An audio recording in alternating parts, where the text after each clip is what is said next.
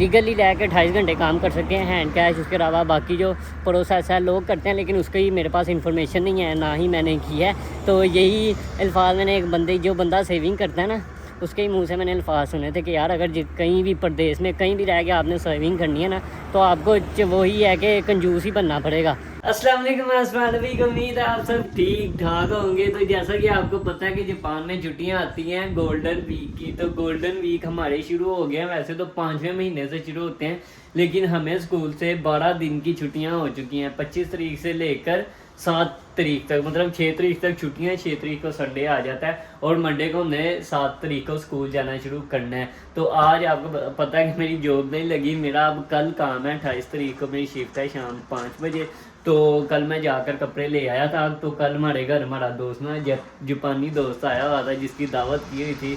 उसको खाना खिलाया, उसके साथ गपशप लगाई, काफ़ी मज़ा आया। फिर उसके बाद आज उसकी जॉब थी, तो वो जो है ना रात को खाना पीना करके ना फ़ौरन ही तकरीबन 10-15 मिनट बैठा था और उसके बाद निकल गया। अब जो है ना सुबह सुबह का टाइम है, स्कूल से छुट्टी है, 10 बज रहे हैं।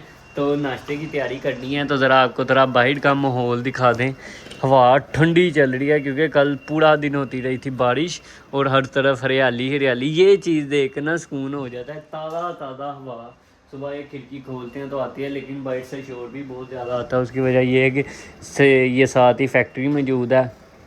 फैक्ट्री के अलावा हमारा जो घर है ना वो मेन पे मौजूद है। अगर हम बिल्डिंग में रहते होते तो ऊपर वाले फ्लोर पे या फिर 7वें 8वें फ्लोर पे हमारा होता अपार्टमेंट, तो इतना ज़्यादा शोर नहीं आना था। खैर अभी सीन ये है कि नाश्ते का कोई प्रोग्राम बनाना है, तो सामान पकड़ते हैं, जाते हैं ज़रा फ्रेश था, वहाँ से कुछ सामान ले के आते हैं खाने पीने का। उठ के जो है ना अपने बिस्तर वगैरह सेट कर दिए हैं।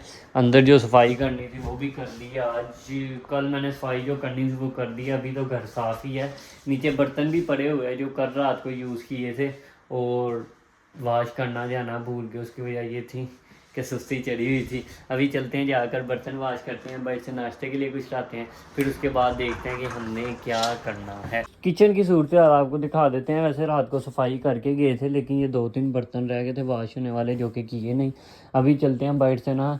कुछ अंडे इस टाइम ना आई थिंक अंडे पड़े हुए हैं जो कि कल लाए थे। दूध का सामान देखते हैं वो पड़ा हुआ है कि नहीं। दूध भाई साहब नहीं पड़ा हुआ, दूध ख़त्म हुआ पड़ा है। तो ऐसा करते हैं, जाकर अंडे ले आते हैं। अंडे तो पड़े हुए हैं, खैर दूध पकड़ लाते हैं और उसके अलावा क्या पकड़ना, ब्रेड पकड़ लाते हैं और कुछ फ्रूट्स पकड़ लाते हैं। फिर उसके बाद आकर ना घर एक अच्छा सा नाश्ता करते हैं। फिर उसके बाद आज से स्टडी भी स्टार्ट करनी है, क्योंकि 12वें महीने JLPT देना है। 7वें महीने का तो टाइम गुजर गया, मूड था देने का, लेकिन टाइम ही नहीं मिला कि मैं अप्लाई कर सकूं। उसकी जगह मैं ज़रा अपना वीज़ा अप्लाई कर रहा था टेक्निकल कॉलेज का, जिसकी वजह से टाइम नहीं मिला। अब 12वें महीने देंगे। तो अभी चलते हैं, जाकर ना मार्केट से सामान पकड़ लाते हैं। साइकिल का भी सीन ये है कि यार वो घर पे है वो कोई नहीं, क्योंकि कल स्टेशन पर उधर दोस्त के घर ही जाना भूल आए थे। उसकी वजह ये है कि घर हम गाड़ी पे आए थे, तो जिसकी वजह से हम लोग साइकिल लाना भूल गए बारिश की वजह से। और उस तरफ वो सामने आपको अगर नज़र आ रहा हो, वहाँ पर जो है ना ये जापानी एक अंकल और आंटी रहते हैं। उन्होंने जो है ना 2 बकरियाँ रखी हुई हैं और उसे ना कब्रिस्तान पे छोड़ा हुआ है। और यहाँ पर आकर ना वो घास चल रही हैं। जापान में इतने अरसे बाद ये सीन देख रहे हो कि यहाँ पर जो है ना ताज़ा ताज़ा घास इस टाइम बकरियाँ यूज़ कर रही हैं। और नीचे वो भी जो है ना अपनी घास वगैरह काट रहे हैं और यहाँ पर भी बकरियाँ घास खा रही है। एक नहीं 2 बकरियाँ इनके पास, लेकिन एक बकरी का नहीं पता कहाँ पड़ा। ये आप चेक कर सकते हैं जापानी बकरियाँ किस तरह की होती है। एक ये बकरी है और एक वो नीचे वाली साइड पे है। चेक कर लिया आपने कि जापानी बकरियाँ किस तरह की होती हैं। इन्होंने मेरा पता नहीं बांधी हुई है कि इस तरह ही छोड़ी हुई है। इसे देख कर ना मुझे पाकिस्तान अपना गाँव वाला सीन याद आ गया। क्या मिस कर रहे हो। फिर बकरा ईद भी आ रही है। इनके छोटे छोटे बच्चे भी मौजूद हैं जो कि मैंने ना उधर देखे हुए हैं। अभी चलते हैं पैदल ही फरस्ता, वहाँ से कुछ सामान ले के आते हैं। और वो नीचे जो है ना वहाँ पर सामान काटते हैं। जापान में कुछ इस तरह से भी होता है, जो कि अब मैं आपको दिखा रहा हूँ। आगे जापान का जो है ना थोड़ा कल्चर वगैरह भी देखेंगे, वो भी आपको दिखाएंगे, क्योंकि मैंने 1.5 साल इतना कुछ जापान विज़िट किया ही नहीं है। किया है लेकिन वीडियो में नहीं इतना बनाया ना। और वो आप सामने चेक कर सकते हैं मेरे घर के बिल्कुल बाहर वो लगी हुई है जुदवाम बाइक की।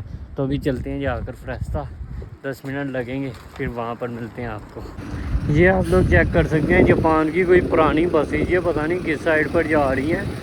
ये अभी भी जापान में चलती हैं, ये बिल्कुल मुझे स्कूल बस की तरह लग रही है, लेकिन अब तो नई नई किस्म की बसें चल रही हैं। इसकी स्मेल देख के मुझे ऐसा फील हो रहा है जैसे मैं लाड़ी अड्डे पहुँच गया हूँ। यहाँ पर और भी बहुत ज़्यादा पुरानी गाड़ियाँ खड़ी हुई हैं जिनका एक अपने दौर में एक लेवल हुआ करता था। अभी सीन ये है कि आपका भाई फ्रेस्टा की तरफ जा रहा है। वैसे है तो मेरे घर से ना इतना दूर नहीं है, फ्रेस्टा करीब 5 मिनट की वॉक है। ये सीधा सीधा ही रास्ता और वो सामने वो मुझे नज़र आ रहा है। यहाँ से एक इशारा क्रॉस करेंगे, इसी लाइन पे सीधा वो आ जाएगा। पुरानी पुरानी बिल्डिंग पैदल चलते हुए ना सुकून से आज देखने को मिल रही है। नहीं तो अक्सर यहाँ से जो है ना मैं साइकिल से ही गुज़रता था तो इतना कुछ खास ना पता नहीं चलता था। कल इतनी तेज़ बारिश हो रही थी, आज उतनी ज़्यादा तेज़ धूप निकली हुई है। आगे कुछ ही दिनों में जो है ना क्या नाम लेते हैं फिर से आज मतलब कि 5 दिन मौसम इस तरह से ही रहेगा, हल्की धूप और बादल रहेंगे। फिर उसके बाद जो है ना बारिशें स्टार्ट हो जाएंगी। देखो क्या सीन होता है। बाकी वो रहा सामने फ्रेस्टा जो कि 10 बजे 9 बजे खुलता है और रात को 10 बजे बंद होता है। मतलब कि अच्छा है, बंदा थोड़ा सा लेट भी हो जाए ना कुछ सामान वगैरह इधर से ख़रीद लेता है। अगर ओसाका के मुकाबले में इधर बात की जाए ना तो ये थोड़ा सा ना ओसाका के मुकाबले ग्योमसूपा से ना थोड़ा सा महंगा है। मतलब कि 10-10 15-15 येन ना चीज़ों में फ़र्क आ जाता है। ग्योमसूपा जो था ना वो थोड़ा सस्ता होता है, लेकिन यहाँ पर थोड़ा सामान महंगा मिलता है। और यहाँ से कोई चिकन भी इतना ज़्यादा ना बल्कि है ही नहीं है, इधर चिकन हलाल है ही नहीं है, जो वो हमें ना अक्सर नेपाली स्टोर से ही जाकर बाय करना पड़ता है। पाकिस्तान में होते थे ना तो बादल देखकर ना एवं ही अंदाज़ा लगा लेते थे कि आज जो है ना बारिश हो जानी है, ऐसा हो जाना है, वैसा हो जाना है। जापान आया है ना सुकून से ऐप ओपन करके चेक करते हैं आज क्या सूरत हाल है, तो ऐप में पता चल जाता है कि सिर्फ पूरा दिन बादल ही हैं। या बारिश होती थी वो भी पता चल जाता था कि इतने बजे से लेकर इतने बजे तक है। पाकिस्तान में हल्के से इस साइड से बादल आते थे ना तो अपने ही ख्याली पुलाव पकाना शुरू हो जाते थे कि आज बारिश होगी, इतनी तेज़ होगी, ऐसे होगा वैसे होगा। लेकिन पूरा दिन जो है ना बादल आते थे और चले जाते थे और बारिश होती नहीं थी। तो खैर बातें करते करते इधर पहुँच गए हैं, जाकर अपना सामान वगैरह पर करते हैं। हमारे साथ साथ और भी लोगों को छुट्टियां हो चुकी हैं। यहाँ पर आप गाड़ियों का रश चेक कर सकते हैं। उसके अलावा एक आपको मज़े की बात बताऊँ, यहाँ पर जो है ना इस तरह की जगह पर 1 घंटा ना पार्किंग फ्री होती है। अक्सर लोग पता क्या करते हैं, यहाँ पर गाड़ी खड़ी करके ना अपना करीब तरीन कहीं काम ख़त्म करने चल जाते हैं। मतलब कि हर बंदा तो नहीं इधर शॉपिंग करने आया हुआ है, ये यहाँ पर किसी ने फजूल पार्किंग में भी गाड़ियाँ खड़ी की हुई है। यहाँ पर लगा कर ना अपने किसी काम चले गए हैं, बाद में आकर जो है ना इधर से गाड़ी पकड़ लेंगे, जिससे जो है ना उनके पार्किंग के पैसे बचते हैं। अक्सर जापान में लोग कुछ इस तरह भी करते हैं, तकरीबन लोग इस तरह ही करते हैं लेकिन ज़्यादा नहीं। और वहाँ पर गोमी और ये सामान फेंकने की भी जगह मौजूद है, तो अभी चलते हैं जाकर ना अंदर से सामान खरीदते हैं। तो फाइनली यार जो मेरा ज़रूरत का सामान था वो मैंने अभी पकड़ लिया। दूध चाहिए तो कुछ फ्रूट पकड़ लिया। अब चलते हैं घर। तो गर्मी भी लगना शुरू हुई है, सुबह सुबह नहाए भी हैं। अब पता नहीं घर से बाहर निकलेंगे भी कि नहीं। तकरीबन नाश्ता नुश्ता करके थोड़ा होमवर्क शोमवर्क करते हैं, थोड़ा काम करते हैं, थोड़ी स्टडी करते हैं। फिर उसके बाद कोई 1 डेढ़ 2 बजे 3 बजे जो है ना घर से बाहर निकलेंगे। देखते हैं क्या हिसाब किताब होता है। आज फैमिली मार्ट से मतलब कि दूसरी जॉब से भी जो है ना फ़ोन आना है, तो अगर आ गया तो चले जाएंगे, नहीं तो कल से जो है ना उधर ही काम स्टार्ट करेंगे। अगर 2 लग जाती ना तो 28 घंटे जो है ना पूरे हो जाने थे। इस टॉपिक पर भी ना नाश्ता करके जो है ना बात करते हैं और डिटेल बताते हैं। अभी निकलते हैं बस घर। तो प्लान ये बना है जी, सीन ये हुआ है कि मैं अंडा ब्रेड बना के खाने लगा हूँ। ये कुछ वो पड़ा हुआ था, मक्खन पड़ा हुआ था, ये अंडा बना लिया। इस टाइम भूख बहुत ज़्यादा लगी है, मोबाइल की बैटरी भी लो है, तो नाश्ता बना के फिर हम मोबाइल चार्ज कर लेते हैं। फिर सामने टेबल पे आपको मिलते हैं। उम्मीद से भाई साहब अच्छा नाश्ता बन चुका है। ब्रेड बना लिया, इसके अंदर मैंने अंडा लगा लिया था और साथ मक्खन पड़ा हुआ था वो लगा लिया, और एक अच्छा सा सैंडविच बन गया है। 4 पीसेस कर लिए हैं। अब सुकून से बैठ के जो है ना नाश्ता करते हैं फिर। तो फाइनली यार सुबह टाइम नाश्ता करके घर ही बैठ के थे, कोई 12 साढ़े 12 बजे के करीब जो है ना आँख लग गई, सो गए, उठ के नमाज़ पढ़ी। अब जो है ना भाई निकले। सुबह मैं इस जगह पर आया था तो उस जगह से ना एक अंकल और एक आंटी थे, वो अपनी बकरियां लेके ना इस जगह पर आए हुए थे। यहाँ पर आकर ये आप चेक कर सकते हैं कितनी ताज़ा ताज़ा घास है, और ये घास इधर खिला रहे थे, और साथ में ना नीचे बहुत ही बड़ी घास भी मौजूद थी जो काट के लेकर जा रहे थे। अब पता नहीं बाकी वो कहाँ से बाय करते होंगे, ख़रीदनी के हैं बकरियों के लिए घास। वो ऊपर की साइड पे भी ना थोड़ा जंगल टाइप है, वहाँ पर भी काफ़ी अच्छी अच्छी घास मौजूद है। तो अक्सर जो है ना वो सुबह टाइम इधर ही आकर घास खाती हैं। मुझे नहीं पता था, आज स्कूल से छुट्टी थी तो 10 बजे के करीब घर से निकले तो नज़र आया। अभी का सीन ये है कि मैं जा रहा हूँ ज़रा स्टेशन वाली साइड के, पर सुबह का घर ही बैठे हुए हैं। आज तो काम भी नहीं था, कल से काम स्टार्ट हो जाएगा, फिर आगे पता चलेगा हफ्ते में कितनी शिफ्टें मिलती हैं और कितने घंटे मिलते हैं, वो तो कल ही आपके साथ शेयर करेंगे। अभी ज़रा इधर कैसल की तरफ चलते हैं, वहाँ पर जाकर हिसाब किताब लगाते हैं कि क्या करना है। घर से तो निकल आए हैं, चाबी भी पकड़ ली है जो कि बहुत ज़रूरी है। अगर चाबी भूल गए ना तो फिर बड़ा मसला हो सकता है, क्योंकि घर की चाबी एक ही है। अक्सर जो है ना ओसाका में थे ना तो घर की चाबियाँ ना 4 थी, सबके पास अपनी अपनी एक चाबी थी। मेरी चाबी तो साइकिल के साथ ही जो है ना चोरी हो गई थी, तो खैर वो भी फिर नई बनवा ली थी। सब लोग कह रहे थे कि 5,000 येन की नई बनेगी, लेकिन जब स्कूल जाके बताया ना तो टीचर ने 1,000 येन की जो है ना नई बना के दी थी। वो भी एंड वाले दिनों में जब घर छोड़ने में 2 हफ्ते रह गए थे ना तब जाके वो मिली थी। खैर अब निकलते हैं स्टेशन की तरफ और जाकर ना उधर लगाते हैं हिसाब किताब के क्या करना है। ये जापान की गलियाँ ज़रा आपको दिखा दें। गर्मियों में जो है ना आपको जापानी बिल्कुल भी बाहर नज़र नहीं आएंगी, गलियाँ सुनसान हो जाएंगी और दूर दूर तक कोई बंदा नहीं नज़र आएगा। और यहाँ पर अभी इस टाइम तकरीबन 4 साढ़े 4 हो रहे हैं और दूर दूर तक इस टाइम कोई बंदा मौजूद नहीं है, खाली गलियाँ पड़ी हुई हैं। सब लोग अपने अपने कामों में मौजूद होंगे। अभी तो गोल्डन वीक की छुट्टियाँ स्टार्ट हो गई हैं, तकरीबन जापान में 20% लोगों को जो है ना गोल्डन वीक की छुट्टियाँ हो चुकी हैं, जिनमें स्कूल्स भी शामिल है, जिनमें टेक्निकल स्कूल शामिल है। जापानी स्कूलों में तो मेरे ख्याल वही 4-5 दिन की छुट्टियाँ होती हैं। यहाँ पर अब जाकर ये कोई 2 बंदे नज़र आए हैं, एक बच्चा घर जा रहा है और एक अंकल स्टेशन की तरफ जा रहे हैं कुछ सामान ख़रीदने के लिए। तो ये साथ ही ना हमारे इधर अक्सर मैं यहाँ से गुज़रता हूँ, ये पता नहीं क्या जगह है, एक म्यूज़ियम टाइप है, लेकिन ये बंद हो गया। सुबह 7 से 5 बजे तक है। अच्छा 5 बज भी गए हैं, ये बंद हो गया, नहीं तो अक्सर ये गेट ना खुला होता था जब स्कूल जाते हैं ना। और यहाँ पर कुछ लिखा हुआ है जापानी में, अभी इतना टाइम नहीं है कि रुक के पढ़ा जाए। खैर वो सामने आपको कैसल भी नज़र आ रहा है। साइकिल आप हैरान हो गए होंगे कि मैं पैदल की जा रहा हूँ, साइकिल मेरी दोस्त के घर खड़ी है, तो वापसी पर अगर दिल किया तो पकड़ लाएंगे, नहीं तो फिर पैदल ही घर वापस आ जाएंगे। तो यार फाइनली मैं घर से बाहर निकला था तो स्टेशन पर आया, तब तक जो है ना शाम हो चुकी थी, तो हल्का सा बैठ से कंपनी से खाना पीना किया है। तो अब सीन ये है कि यार अब घर जाके कुछ खाने पीने की तैयारी करते हैं। आज तो छुट्टी का दिन था, काम भी नहीं था, पूरा दिन इस तरह से गुजर गया। कल शाम को जो है ना 5 बजे काम है, वो भी रात 12 बजे तक, 5 से रात 12 बजे तक काम है। सुबह टाइम फारिग होंगे तो पीछे आपको आवाज़ें आ रही होंगी, ये किस चीज़ की आवाज़ें आपने कमेंट बॉक्स में ज़रूर बताना। इस टाइम ये स्टेशन वाली साइड पे बैठे हुए हैं, ये पीछे कैसल है और उसके अलावा इसके करीब ना लाइटिंग काफ़ी कमाल होती है। और यहाँ पर जो है ना अक्सर बहुत ज़्यादा जो है ना रश मौजूद होता है। इस साइड पे ना सारे ही आगे बैठने की जगह बनाई हुई है, तो वहाँ पर अक्सर लोग आकर बैठते हैं और बैठ के जो है ना कंपनी से कुछ ख़रीद लेते हैं, या वहाँ से कोई मैकडोनल्ड या जापानीज़ फूड पकड़ के ना पैक करवा के बेंतों की तरह, तो उधर बैठ के ना खा रहे होते हैं। तो अभी हमारा सीन ये है कि साइकिल अब मुझे नहीं पता कि मैंने कहाँ खड़ी की थी, इसकी तो मेरे पास ज़ीरो इन्फॉर्मेशन है। तो यही सीन है कि पैदल ही घर चलते हैं, गर्मियाँ आ चुकी हैं, चांद निकला हुआ है और सामने हमारे ये स्टेशन है। स्टेशन ये नीचे लोकल JR ट्रेन चलती है और ऊपर जो है ना शिंकानसेन चलती है। यहाँ से अगर ओसाका जाना हो ना शिंकानसेन पे 1 घंटा लगता है, पूरा 1 घंटा लगता है। अगर वैसे बंदा निकल जाए लोकल ट्रेन पर, उस पर मैं गया था, उस पर मेरा आने जाने का जो खर्चा ना वो कम से कम 12,000 येन आया था, और मुझे एक साइड का जो टाइम है ना वो 4 घंटे लगे थे।